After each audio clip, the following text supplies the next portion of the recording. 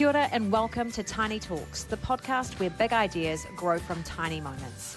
This show is proudly powered by Tiny Nation, Aotearoa's leading provider of high-quality, home-based early childhood education. At Tiny Nation, we believe that relationships are the foundation of learning, and that's exactly what we explore here. Whether you're an educator, a parent, or simply passionate about children, you're in the right place. Let's dive in. What if we told you that every meltdown, every silence, every giggle is communication? In our latest Tiny Talks episode, we sit down with speech-language therapist and founder of Zazi Plays to explore how our tiniest learners express themselves long before full sentences arrive. From first words to big feelings, stuttering to school transitions, Zazi shares practical tools to help whānau and educators tune in, respond, and support growing minds. Plus, a peek into her own journey as a mum, runner, and advocate for self-care. This one's packed with heart, insight, and real-world strategies. Kia ora koutou and welcome to a brand new episode of Tiny Talks. In this episode, we sit down with Zazi to explore the incredible journey of communication development in the early years. Welcome, Zazi. Kia ora. Thank you so much for having me. Thank you so much for being here. We have had a huge response from teaching teams with regards to you being on a podcast, and we have a lot of specific questions around communication development and behaviour. You have a massive online following as well, which is awesome. So we often see you sharing your wisdom, your tips and tricks. Do you want to just share with everyone a little bit about your background and how you found your way as a speech-language therapist and also mum of two? Sure. I often think people must be sick of hearing my voice at this point. When I meet dads, they're like, oh yeah, I recognize your voice. I've been sent your videos before. So my name is Zazi. Yeah, I'm a speech and language therapist. I worked originally for the Ministry of Education for many years as a speech therapist and then a manager within education, like managing all of the learning support services that go out to schools and early childhood centres. And then I became a mum, or a mam, as I say in my funny little accent. We say mam in the northeast of England where I'm from.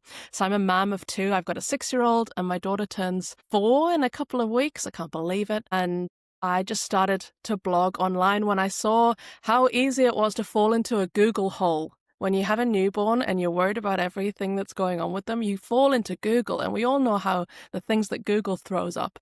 And I just thought I could be helping parents in this area when it comes to communication and connecting with your kids so that you don't end up fearing and finding the worst on Google. And I've just been so lucky that I've managed to grow a community around that of people feeling safe enough to come to me and ask a question or request a bit of a resource, which I can then build that for lots of people to access. So yeah, it's grown and grown and now I design my own products and it's not what I expected I was going to do when I became a speech therapist, but I'm so proud and happy of where we've come to. And we're going to dive a little bit into everything that you're doing in that space. But let's kick into it to start with. One of the key phrases we've heard, and I actually approached you for this podcast because I'm a mum who follows you and I've really benefited from your wisdom in this space.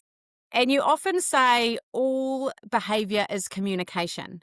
Can you unpack what that means for our preschoolers and for the adults that are supporting them? Yeah, I say it as a good reminder for parents because it's so easy in this world of Instagram and everything looking perfect. You know, we put our best foot forward when it comes to social media and we live in our little bubbles now. And everyone just gets to see the best foot forward. And I think that makes us a little bit more stressed, a little bit more triggered when our kids act out and when they're not behaving how they should be. We don't often get to see other people's houses and other people's toddlers losing it. And behavior is triggering, and we tend to meet big behaviors by thinking, we need to fix this. We need to stomp this out. We can't be having this. I don't want a kid who turns out like this. But when you stop and think, actually, all behavior is communication, they're trying to tell me something, that little mantra for parents just helps you think, right, what are they actually trying to say? Because they're not trying to manipulate me. They're not trying to be difficult. They are really struggling. What are they actually trying to say? So yeah, the phrase all behavior is communication is just a reminder for parents and educators to be like, if they could talk right now instead of kicking me or biting me or throwing that toy across the room, what would they say? And that when you think like that, you're more likely to respond with respect and support as opposed to sort of punitive punishments. And just following on from that, because I think as parents, we all get caught in that trap sometimes when our children are behaving in a way that, is out of character or disrespectful, that we might miss those opportunities to connect and communicate with them. So what are some early signs of communication challenges that parents or educators might miss or misinterpret as being behaviour issues? Yeah, I guess anytime you think my child is being naughty, I also often say there's no such thing as naughty. If you're like they're being naughty, they're not. That is them communicating. And if you think when babies are born, the only way they can communicate is crying. And we don't think that's naughty. We're just like, that's the only thing they've got. And then they get older and older and they start to get some words. But they get other skills. They can throw things. They can lash out with their bodies. They can run away. Those are their still natural ways of communicating. But suddenly we label those as naughty when really we should put them in the same box as a newborn crying. This is just the new skills that their bodies have developed. So anything that looks like a tantrum or not following your instructions isn't naughtiness or bad behavior. It's them telling you that they're struggling with something, whether it be a big feeling or not understanding the instructions or being too overwhelmed to even hear the instructions. The brain is such a funny place, and it can switch off when you're stressed, like literally switch off. So I always just talk to parents about being a detective when your kid's losing it to sort of detect what are they trying to say. It's interesting that you say that. Our first podcast we had with Gemma Douglas, who's a breathwork practitioner, and she talked about, kind of finding that bridge to calm and to regulation and how getting to that place first as a parent is so key before you can then go to the next place, which is being the detective and understanding what's going on, because often it's our responses that actually prevent that. Parenting is so triggering, and I'm not sitting here from a place of being like, oh, I'm always so calm with my children. I am not. I find them just as stressful, and your own parenting experiences from what, how you were parented as a kid plays in hugely to how you respond, because, how you were parented is most often all you know about how to parent. So we're all doing our own learning and doing our best, but no one's doing this perfectly. No one's always zen when their kid's hitting out at them, as my 3-year-old sometimes does when she just has no words left. She's like, well, I'm going to try my fists and see if this works. And it's the fastest way to communicate. That's the fastest way to say I'm annoyed with you, is just a swing a punch. It doesn't help that I'm training Muay Thai and I do lots of punching and kicking with them. I think they're thinking that's a real strategy. What am I modeling? So how can we create environments that invite communication, especially for tamariki who, like you say, have run out of words or are still trying to find their words? Yeah. I think it all comes back to turn taking. So a good conversation is essentially a turn taking game. We're passing a ball backwards and forwards. So any opportunity that parents or educators can have where they're turn taking is a really great start, because it's focused attention on each other. It's using words, it's modeling. And even if you're not using words, I worked with a family yesterday and I said, my only goal for you guys is to make funny noises at each other while you're chucking a ball. That is early conversation. I'd also say wherever possible, especially in an education setting, visuals are really, really insanely powerful. If you can have a picture on the wall of their 5 favorite foods to point at and reference, or pictures of the steps that they need to get their shoes on, visuals are incredibly powerful at helping children to understand what's expected of them and what's coming up, and also to express. If they've got something on the wall they can point to, then they can say their needs when the words aren't there. So I'll preach visuals and pictures till the cows come home. We kind of answered my next question, which is, what's one strategy you love for helping children express bigger emotions when words aren't quite there? So the visuals thing would be it? Visuals is really good, but I would say the best thing in this situation is for adults to speak as if they are the child. So we want kids to have the words to say, I am angry or I am frustrated. And it's totally okay in those moments for the adult to speak like that. So if you're seeing your child lashing out, you could say, I'm feeling angry, because that's giving them the first person phrase of exactly what they could say. I'm feeling angry, or stop, or I don't want that, or I'm having my full turn, or whatever it is. You can say it as if you are them. And if you pair it with the gesture, you're like putting your hand out or anything else like that, then the kid is going to pick up on that quicker and learn how to say that quicker if you're modeling for them in the first person like that. One thing that comes up for us again and again as an early childhood provider is stuttering. And we know that, some form of stuttering or disfluency is a part of just normal language development. But when it comes to stuttering, what's typical and when would you say something might need a closer look? Gotcha. So stuttering, we also call disfluency. So like not fluent, disfluent. And disfluencies are pretty typical, as you said, especially as children are learning how building up their language. Often we describe children's language as like going in a messy filing cabinet. They're learning so much at a time. And when it comes to using it and needing to use it, they're looking for the words desperately. The filing cabinet is jumbled. It's not organized. It's basically my house. Shit show. And they can't find the words. And that sounds like stuttering and stumbling over things. But there are factors to a stutter, and it's if there's repetitions at the start of the sound, like sausages, or prolongations like sausages, or complete blocks where a child is sort of silent and it looks like they're straining to get the first sound out, like sausages. I don't know where I got sausages from, but that's the word we're using right now. If a child is doing that for longer than, I'd say, 6 months, and it's also paired with stress, anxiety, you're seeing that they're struggling and they feel like they're struggling, then that would be when I'd be connecting with the parents and asking, have you noticed that they're doing this? Are they doing it at different times? Often when it's children are a bit stressed or tired. Tiredness has a big impact on fluency, and just checking in to see whether they would be open to seeing a speech and language therapist about it. But one of the biggest sort of like overarching treatments or supports that speech and language therapists offer parents and educators in this situation is normalizing stuttering and taking the pressure off kids to change, and sort of sitting with it as it's okay to communicate like this. This might be always their norm or a little bit of their norm. They're not broken. So sometimes the first steps is just helping people to understand that when it's not something we're trying to fix. I also tell parents and educators the golden rules are to not say, take a deep breath, because if that worked, no one would stutter. To not say, just think about what you're going to say, because they absolutely know what they want to say. And in the same vein, don't say stop, don't say stop and think or anything like that. The best thing you can do is just to wait and listen till the message is out, and then continue the conversation as usual. Great. Very helpful. Thank you. One other thing that has come up for us is dental development. And we often hear that this can have a massive impact on speech. Can you talk us through how things like tongue placement, bite, or oral habits and hygiene might affect articulation for children? Yeah, sure. So obviously when we're talking, we're moving our tongue around and it's touching the top of our mouth, and our teeth and our lips are moving in order to make all of these sounds that we make. So anything that shifts how our teeth are coming in, or how our jaw sits, or how our tongue moves, is going to affect how clear our words come out. And the most common things that impact children as they're learning to talk are things like prolonged dummy use, or thumb sucking, or bottle use, because of the way that it sits and the way it makes your tongue sit, and the way it can affect how your jaw grows and develops and how your teeth develop.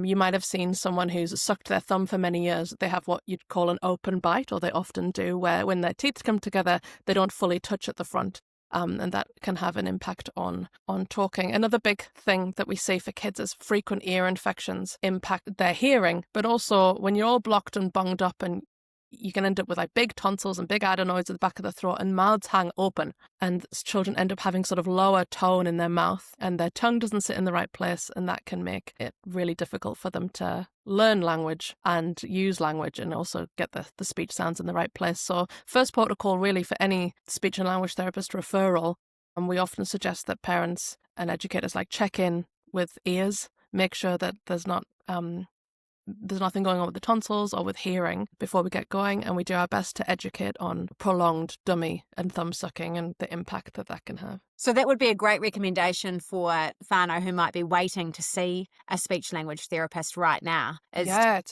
to go to ear, nose and throat and get those things checked out. Yeah, go to your doctor. Yeah. They have a protocol. Often they'll do an in-house, it's like a pressure assessment where they just it doesn't hurt at all. They just put something in your kid's ear and it blows a puff of air, I think, and they measure the pressure to gauge whether there's anything going on with the eardrum. Yeah, we do provide a little bit we have a podcast episode on this, and a handout that parents can just tick off to take with them to their doctor to make it less stressful. So they can just tick this, and this is what I'm seeing to support them to go to the doctor, because it's so hard to advocate for yourself and your kids at the doctor. It's tricky. But yeah, getting your ears checked is a really good first port of call, and reducing, if not eliminating, that dummy use past age 2. Calling all educators. If you've ever dreamed of working in a way that honours your values, your lifestyle and your love for children, Tiny Nation is your next step. We're on a mission to grow our incredible community of home-based educators across the country, and we're making it easier than ever to get started. With flexible support, exclusive professional development, and a values-led approach, Tiny Nation helps you turn your passion into purpose. Head to tinynation.co.nz to learn more about our educator grant and transition support campaign. Let's build something beautiful together. Alrighty, so one of the million-dollar questions for us as teachers and providers working closely with whānau is, what are some indicators that it might be time to refer a child to a speech-language therapist? And how can we make that process feel a little bit less daunting for the families that we're also supporting? Gotcha. Well, you refer for a lot of reasons. So we've talked about stuttering. It would be after 6 months and feeling lots of stress. When it comes to language development, the sort of things to remember and like hang your hat off is that by age 1, we expect kids to be using one word, like single words by age 1. And by age 2, we generally expect kids to be starting to put 2 words together. So 2 words by 2, 1 word by 1 is a good way of remembering it. So if you're seeing that your child's reached 2 and they're still only using 1 or 2 single words and they don't seem to be making any progress, then we'd say it looks like there's something going on with this child's language. They have a language delay, and that would be a good reason for referral. And when it comes to speech sounds, so that's how articulate, how kids articulate their words, how easy they are to understand. If you are thinking by age 3, this child is really difficult to understand.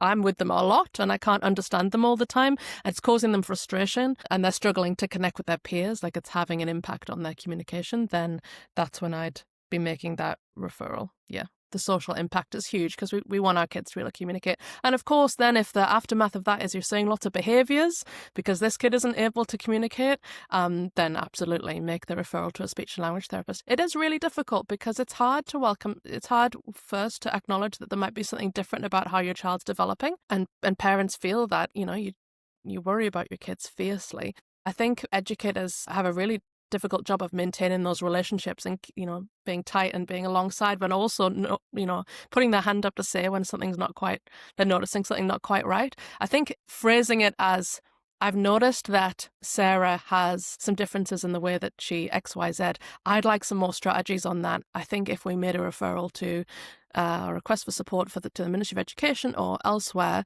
so that we could get some more strategies to support her, reframes it a little for parents that it's not we're getting in an expert to sit in a cupboard with your kid and fix them. It's we as a team need more support. And for the most part, that's how therapists work these days. Just like as if you saw a physiotherapist, you go and you get some exercises and you're supported to then go away and practice those yourself. So the therapist will be working with the adults around the child as opposed to one-on-one with the child. Nice. I love that frame in terms of the noticing and the strategies and tools and ideas. I think that's a really supportive frame to come at it with. So in terms of your experience in this space, what's one thing you would like every early childhood teacher and educator to know about when it comes to supporting our tiny learners with speech, language and communication? I'll always say I think teachers are wizards. I think working with children all day is incredible and it's tiring and it's exhausting. And not only are you teaching and getting alongside children, but you're doing all the other millions of jobs that come with essentially parenting multiple kids.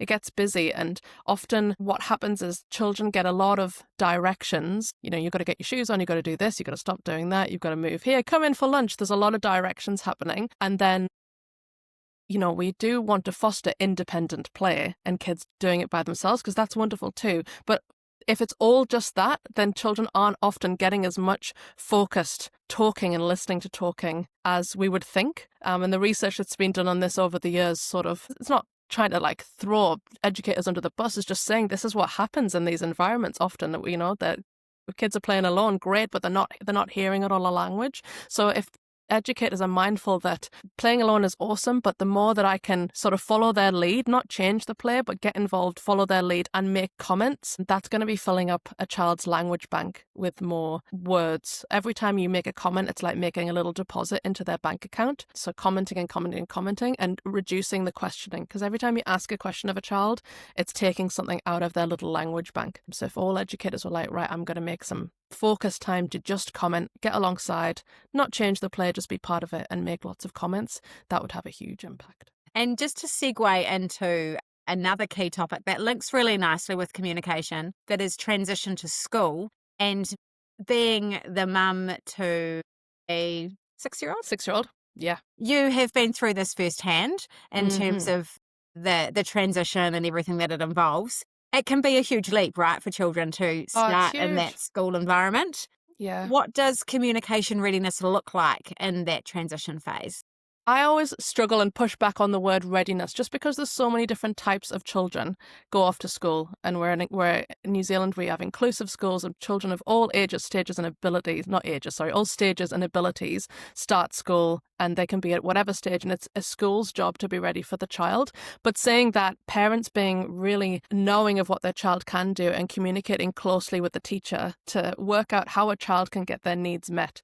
So, for example, my son was really clingy. We were really struggling with clinginess. He really struggled to be left. And that meant I worked really closely alongside the teachers to explain how he communicates, what would be beneficial for him and what would help him to settle. Similarly with like going to the toilet and stuff, he knew how to do it, but he wasn't very good at checking in with his body. So I needed to communicate better with the teachers to say he needs a reminder, or he feels embarrassed if it's mentioned, but if you tell a friend to go, so I supported his communication by communicating for him with his teacher so that she could check in with what worked for him. So I don't think parents or educators should be worried about starting school, that they haven't done enough or their kid isn't at a certain stage, because it is a school's job to welcome your child however they arrive and support them from there.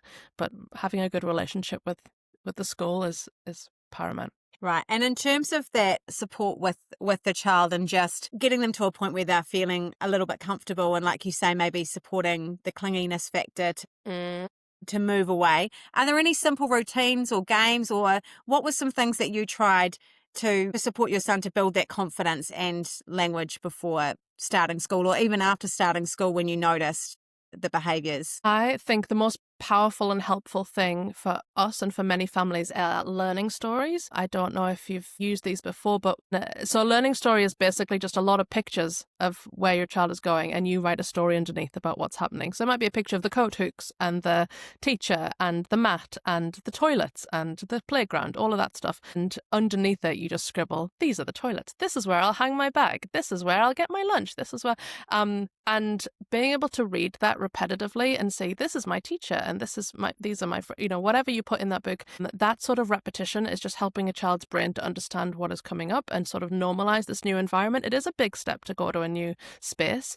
And I was amazed when my son started at this new preschool, years ago when he started, they had a learning story ready to go and give to parents. And I thought, wow, that is a gold standard. I feel like that should be shouted from the rooftops, because it meant that I didn't have to bother on making it. They just had the pictures ready to go and they printed it off for me. And I think if I was in charge of new entrant schools, I'd have it so that they had those ready to go for parents, so parents weren't having to do it. We're busy as it is. But yeah, telling the story of starting school over and over again is powerful. And also we did things like visiting the school and being in the environment and playing in the playground to normalize feeling and being in the space. But aside from that, any sort of play like that, I'd be playing and asking things like, can I play with you? Can I join in? Just so that those social phrases that a child might need at school, like can you help me? Can I play? Can I go to the toilet? I was modeling things like that for him in play so that he was more likely to use them. And in terms of your own work and is it still called Zazi Plays, or is it just Zazi? My Instagram's Zazi Plays, but the business is Zazi Limited. So it is very confusing having your name as your business. I didn't think that through, but here we are. We're 5 years deep now. I can't change it. So you've created some beautiful resources, and I know that that's obviously come from your background as a speech language therapist, but probably been driven more by your own experiences as a mum. Yes, absolutely. Is that what inspired you to start designing your own resources and tools? Yeah, for sure. I felt like there was a gap in some places where, for example, I was starting solids with my kids and was finding that the things that I wanted or that I knew were good for development weren't on the market or weren't readily available. And I just thought I can do this better and I'm going to give it a go. And I'm so glad that I did, but it was a really scary time, and it's really vulnerable to put your brain out there on a plate for people to review online. It's gone all right. And yeah, so now I design products wherever I see that that's something that I would like for my kids, or there's a gap, or there's a resource that I think would be helpful, then I just do my best to create it. Nice. So out of everything that you've designed to date and that you've got up on your Zazi website, is there a particular resource or activity that you've created that's become a favorite in your own home or with your customers that you just see on repeat? I think the most used product in our house is our messy mats. We use them everywhere because they've got a waterproof layer. They're absorbent, but then have a waterproof layer. And because we do so much messy play and being messy, and my catchphrase is messy is best, I want parents to embrace messiness for learning and for your well-being, that your house doesn't have to look amazing all the time. It can look a mess. The mats are everywhere. And thank goodness I designed them and own the company because I need them. So there's one in the bathroom that catches all of the mess from the bath. There's always one in the back of the car for picnics. There's always one on and around the sofas for if I'm like, yes, you can have that ice cream on the sofa, but I'd rather you didn't drop it on there, you know? There's one under the high chair to catch all of the spills. We just need them a little bit everywhere. And they save the carpets in my rental. So that would be what I'm using the most and what we get the most feedback on in terms of parents saying, I wish I had this earlier to support things. Because I designed it initially because I know the benefits of nappy free time. And I was guilty of not doing a lot of nappy free time with my baby because you don't want wee and poo and everything else that comes with a baby. I had a projectile vomiter all over my carpet. And yeah, to have something that meant that my child could be nappy free more often and that supports the gross motor movements of reaching and rolling without being stopped by a big nappy. Yeah. So lots of parents saying this is what I wish I had and this is what I now buy for baby showers, and I'm so proud of that. Perfect. I'm going to have to check out these mats because I have the same problem. And often, and I think when my big boys now, who are 12 and 10, were quite little, you couldn't really find anything that was big enough. I think, Yeah. You had these And little catches. tiny squares that you put down and that was it. I have people thank us whenever they've got gastro. I'm like, if you're going to have gastro, this is what you need, because I'm sorry, you're going to end up with vomit all over something. It might as well be this. Completely washable. Great. You've also got your own podcast and you're doing great things in that space. Your podcast is called You've Got This. Yes. And is with another speech language therapist. Yes, us too. And how has that work with children, parents and educators in terms of, your background shaped the stories that you choose to share on your podcast? Well, Tess and I, both speech and language therapists, we met in our work in Dunedin. And she's a New Zealander who now lives in London, and she is like a consultant in the autism space. She's really specialized in working with children on the autism spectrum and who are using other devices to communicate. So she has some real specialized areas. And we were basically sitting in the spa one night. I never get to see her. Whenever she pops to New Zealand, we've got like one day together. And we just said, we've got so many strategies that we've learned over the years and things that we've picked up from educators. And because how lucky is it that we just get to pop to early childhood centres and schools across the nation and hand pick the cool strategies and things we see being used. And they're all sitting on our brains. So we just said, what could we do to come together and share those as much as possible? And then obviously now I add the parenting angle to it, that I'm trying to live and do these strategies with two children, to sometimes successfully. And so we just share, and it's called You've Got This because it's a bit of a joke on the fact no one really ever has it. We can never really get our audio set up properly before we start, and it's always a bit of a mess. And that we want to normalize that it's meant to be a bit chaotic. We're not working with robots here. We're fluid, kids are fluid, and we've just got to have a kete of strategies that we can pull out and try and do our best, but it's never going to be perfect when you're working with kids. It's like you always say, don't work with kids or animals on a movie set. There's a reason for that. It's because they're so unpredictable. So yeah, just helping parents to roll with it and shout the mantra, you've got this, even though you probably don't. Nice. And what I love about the podcast is how you hone in on individual behaviours or things that are happening and kind of spend a whole podcast unpacking it in a way that gives a parent or an educator or a teacher those real practical, Thank you. Try this tips and tricks. I think I remember listening to one when I was trying to get my daughter to brush her teeth and struggling. Yeah. We've now overcome that hump, but that was really helpful for me. Yeah, it's just looking at it from a different lens, especially because we know so much about behavior and the sensory side of things, the impact that senses can have. And it's so easy to think, oh, my child's being naughty, they're not brushing their teeth. It's, again, all behavior is communication. And often they're communicating things like, I don't like the taste of this toothpaste. I don't want your hands anywhere near my mouth. I don't like the sound. I don't like the feeling. I don't like the texture. I'm tired. Now, there's so many other things going on for kids. It's not that they're just trying to have teeth that need pulling out. So once we can be detectives and work that out, there's strategies that we can use, and we're just trying to help parents to have those ready to go or to try. Nice. So a great one to check out for any parents or teachers listening. Thank you. And we're going to bridge into just a little bit around your own parenting and self-care, because as a follower of yours on social, I've seen you go through this real self-care journey more recently. And you're a mum of two and obviously a busy business owner with a growing network of followers. How has your own self-care journey evolved as of late? I just realized that I wasn't really talking the talk. Is that what I'm saying? I wasn't walking the talk, in that I was talking so much about kids' regulation and doing things to support kids to regulate and feel better, moving their bodies, crashing and bashing. And I wasn't doing any of that for myself. And it starts with us, right? We need to be able to regulate ourselves and settle down to be the best parents we could be. And I was feeling more and more stressed. I felt like I wasn't managing as much. And I was like, I'm not actually doing anything for myself. And often when we reflect as parents, we're just on this hamster wheel of another load of laundry. And you've got to think about what the shopping is. And then you've got to make a meal from that. And then you've got to stop them bashing each other. You know, you're always doing something.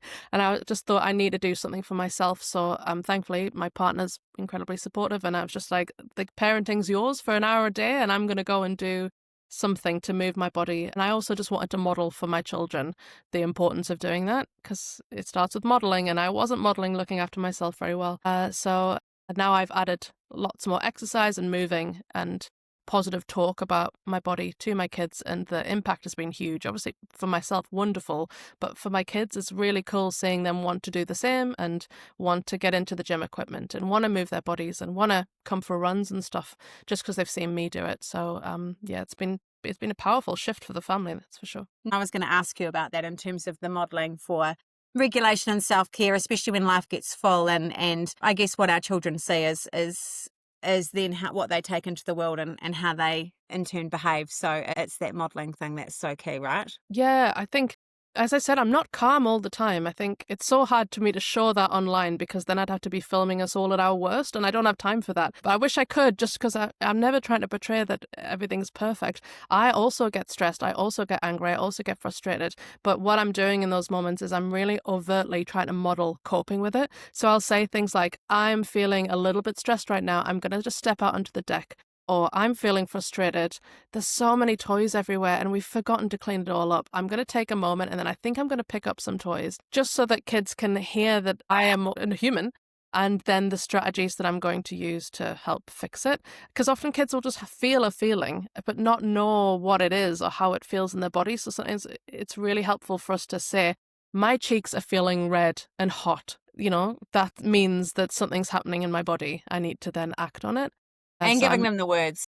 Yeah, so I'm modelling it. And then if it all goes wrong and I've shouted or something, then I'm repairing. I'm saying, sorry, I raised my voice then. I shouldn't have shouted. I was feeling frustrated and I should have taken time out. So yeah, it's not about perfection, but it is about doing our best to model regulation wherever we can, and repairing if we haven't managed to be as regulated as we want. Because we can't expect our kids to be perfect and regulated all the time if we are frustrated and shouting at them, because that's us not being regulated. Exactly. It's unachievable. Yeah. So to close off the self-care round, if you could give every parent one small daily practice for well-being, what would it be? Oh, I've kind of got two here. One would be to get out and go for a walk. If in doubt, get out is a phrase I like to use. Get outside, strap the kids in the pushchair, hand them all the snacks they need and go for a walk, because that's so beneficial to just breathe some air and to get some steps in. That stomping, that repetitive steps is so good for our brains and calming more than we realize. Another thing that I think is really helpful is to notice one cute thing your child is doing every day. And you'll be thinking, oh, I do that already, but like really notice and reflect that they're doing something cute, because I think it helps you to not be as angry with them when they're doing something they shouldn't be, because it shows you how little their brains are. So like my daughter was like cradling a little dolly and using Lego as a thermometer in the dolly's mouth last night. And I was like, that is really cute. And that's the stage her brain is at, that she finds joy in that. So when she's hitting me later, I'll be able to say, you know what, why she's doing that? Because she's got a little girl's brain that still uses Lego as a thermometer and a doll, you know? So noticing cuteness helps you just be like, that's the stage they're at. They're just still so little. They're not meaning to act out. So yeah, that would be what I'd recommend. All right, just to finish, we do a quick fire round with all of our podcast guests and just 5 questions, not related necessarily to your area of expertise, but just as a mum, as a person. Just go with your gut, instinct response. What's your favourite children's book that gives you all the feels? Probably Peepo by Janet and Alan Alberg. You know that one with the little holes in Peepo, every other yes. page? Peepo. And we say it in a really Geordie accent. Peepo. My kids say it like me. I love that book. It's fantastic. Good rhymes. Awesome. What do you think is the most underrated resource to use with children? Probably just your voice and singing. I think we're at risk of buying new things all the time and needing a new resource, but we've got enough going on with our faces and our voices. We can do so much silly stuff by just singing silly songs and making silly rhymes. What's one value that you hope every child learns from the adults around them? Probably that love is unconditional. I think that's so powerful for children to know that no matter what they're doing, they're loved unconditionally. We love them no matter what they're struggling with. What's the funniest thing your child has said that made you pause and think? So many things, but the thing that came to mind was recently my son was like, why'd you wear a bra? And I was explaining, oh, well, you know, I have larger breasts and breasts sometimes benefit from having a bra. It keeps them in a position where it's not uncomfortable. And he was like, yeah, Mum, because gravity pulls them down. And I was like, yeah, it does. Thank you so much for pointing that out. I was like, cool, thanks. A response. Thanks, son. Yeah, it was, very good reasoning, but I was like, I didn't need it pointing out, but thank you so much. Yeah, the gravity has affected these. Thank you. And last one, if you could give every parent or caregiver one tool or reminder, what would it be? It would just be that kids are always doing their best. Always, just like we are always doing our best and sometimes struggling, kids are always doing their best no matter what they're doing there. They're trying really hard. So if it doesn't look like their best, then they're struggling and they need our help. Nice. Hey, thank you so much for your time today, Zazi. No All behaviour worries. is communication. Yes. Key takeaway for me, and some great tips and tools throughout there as well. And for anyone who's listening, if you want to hear more from Zazi, highly recommend her podcast, You've Got This, which you can find on both Spotify and... Yeah, anywhere you get your podcasts, we are in your ears. Anywhere you get your podcasts. So check that out, and also zazi.com. That's me. For resources that have been especially designed by Zazi herself as a speech language therapist and mum. So thank you so much, Zazi. Thank you so much. Ka kite. Ka kite, Erin. Thank you. Tiny Talks is proudly powered by Tiny Nation, where quality care meets national impact.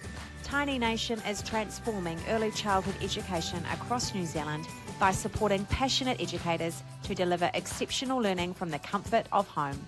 With a strong focus on professional development, community connection, and evidence-based practice, Tiny Nation is more than a provider. It's a movement. If you're ready to be part of something bigger, visit tinynation.co.nz and discover how we're building a future where every child and every educator can thrive.